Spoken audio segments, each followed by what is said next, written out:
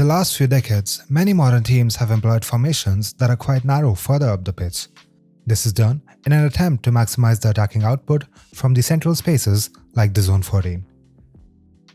Good examples are Jurgen Klopp's 4-3-3 at Liverpool and Zinedine Zidane's 4-4-2 Diamond at Madrid. Such formations help in creating overloads in the middle of the pitch but leave out a lot of space on the wings.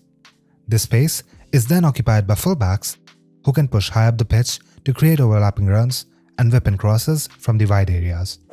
Some of the most talented fullbacks in recent memory, like Dani Alves, Roberto Carlos, and others, have been known to charge up the field and participate in the attacking phase. Inverted fullbacks also like to get involved in the build-up, but rather than pushing forward, they come infield to support their midfielders. The main idea behind this tactic is to create numerical superiority in order to always have a free man in the center of the pitch. The concept is often considered to be the brainchild of Pep Guardiola, and it's certainly true that he's the one who popularized it. During Guardiola's spell at Bayern Munich in the Bundesliga, the Spaniard was blessed with two incredibly talented players in the form of Philipp Lahm and David Alaba at the fullback positions. Both of them had traits that would be valued by any manager. They were as good on the ball as any top midfielder and possessed high footballing IQs. Naturally, Pep wanted to make the best use of their talents and came up with this innovation. On October 28, 2015, in a match against Wolfsburg, Guardiola instructed Lahm to join the midfield duo of Thiago and Xabi Alonso. Here, we can say they set up quite well. This unique 2-3-5 formation quickly started doing rounds on social media. Some people even called the former Barcelona head coach a tactical freak and made fun of it. But this wasn't the first time he used the inverted fullbacks. He had also used this tactic against FC Köln. Notably, Bayern breezed through both of the games with convincing scorelines. Even at Manchester City, Guardiola hasn't shied away from using this tactic. Kyle Walker, who has been the first choice right back for a majority of Guardiola's tenure at City, is often employed as the third man in a 3 at the back formation and sometimes also as an inverted fullback. But what are the main tactical advantages of using this unique setup? As stated earlier, inverted fullbacks help in outnumbering the opposition midfield by lining up roughly in a 2-3-5 formation. By shutting down the opposition midfield, dominating possession becomes much easier. The positioning of the fullbacks also allow the central midfielders to move further up and dictate the tempo from between the lines. By occupying the half spaces, they can be closer to their front three and also to the opposition goal, creating far more opportunities for short, intricate passing and also for scoring goals. Moreover, the tactic offers flexibility in build-up play, as diagonal passing options from the centre-backs to the inverted fullbacks and then to the players further up the pitch open up. Not only this, the formation can also help in bypassing the opposition press. If your goalkeeper is excellent with the ball at his feet, the centre-backs can occupy positions on either side of the keeper, rendering a high press completely ineffective. Many teams like to fully commit to the press only when the ball is passed to the fullback. This is advantageous for winning the ball back, as the touchline always works in favor of the team trying to gain back possession.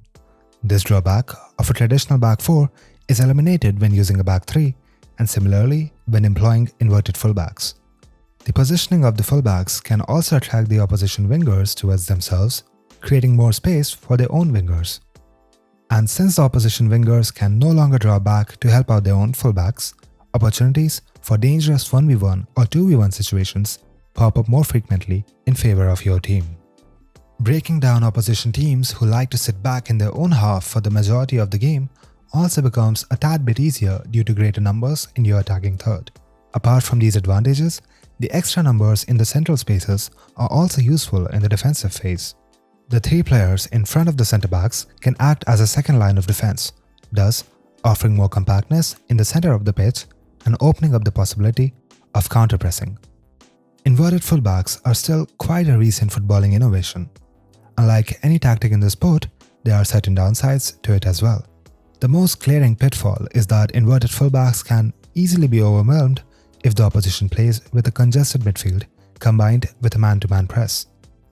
If there are 4 or 5 midfielders in the opposing team, your midfield might struggle despite the numerical superiority. In such situations, the fullback would find it difficult to progress the ball as potential passing lanes would be blocked by the opposition midfielders.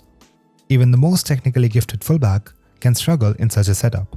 So even if you somehow manage to get both Philipp Lahm and David Alaba playing together on the same team, this might not work out as often as you would want it to.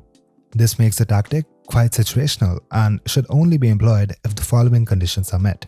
Most importantly, the inverted fullback should be a player who is technically proficient and also has excellent game sense. Secondly, the opposition should have no more than 3 midfielders. Lastly, your goalkeeper should be good with the ball at his feet, thus creating a positive linkage effect in maintaining possession.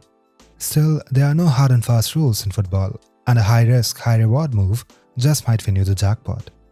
Since the positioning of the fullbacks essentially sacrifices the wide areas, and because most managers aren't blessed with a fullback so technically sound, this tactic remains to be an off-meta pick, and managers tend to focus elsewhere while tweaking their formations. Nevertheless, the fullback position has come a long way since the early days. It was once considered a position reserved for only the very worst player on the team, and even during the 90s, most fullbacks were simply told to pass the ball to one of the centre-backs or to play a vertical pass to the wide player operating just ahead of them. If they struggled even at this, and nothing else came to mind, it was fine to simply punt the ball into the channel. But today, fullbacks like Manchester City's Joao Cancelo and Kyle Walker, and Liverpool's duo of Robertson and TAA can give any player on the pitch a run for their money. As modern tactics continue to evolve with the game, it can be expected to see teams playing with inverted fullbacks more often. To have a variety of options in your arsenal is always a good thing, and innovative managers love to have different tricks up their sleeve. No tactic or formation in the sport is infallible, but managers, players, and supporters will always continue the quest for perfection.